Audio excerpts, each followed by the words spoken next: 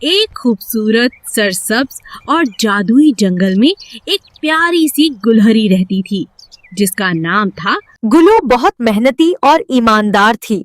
وہ روز صبح میوے جمع کرتی اور اپنے گھر کو صاف رکھتی تھی۔ اسی جنگل میں ایک شرارتی بندر بھی رہتا تھا جس کا نام موٹو تھا جو دوسروں کو تنگ کرتا تھا۔ ایک دن گولو کو درخت کے نیچے ایک چمکتا ہوا سنہری ڈبہ ملا۔ جب گلو نے ڈبہ کھولا تو اس میں رنگ برنگے قیمتی موتی چمک رہے تھے۔ گلو نے سوچا، یہ میرا نہیں ہے، مجھے اس کے اصل مالک کو تلاش کرنے چاہیے۔ وہ خرگوش اور ہرن کے پاس گئی، لیکن کسی نے بھی ڈبے کو اپنا نہیں کہا۔ موٹو بندر نے ڈبہ دیکھا اور اسے لینے کی کوشش کی۔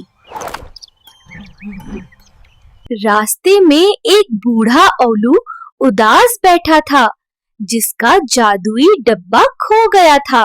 گلو نے خوشی سے سنہری ڈبہ اولو کو واپس دے دیا۔ آلو دراصل جادوئی جنگل کا محافظ تھا۔ اس نے گلو کو انعام میں ایک جادوئی درخت دیا۔ موٹو بندر کو اپنی غلطی کا احساس ہوا اور اس نے معافی مانگ لی۔ اس دن کے بعد سب خوشی خوشی رہنے لگے اور جنگل میں دوستی اور ایمانداری کی مثال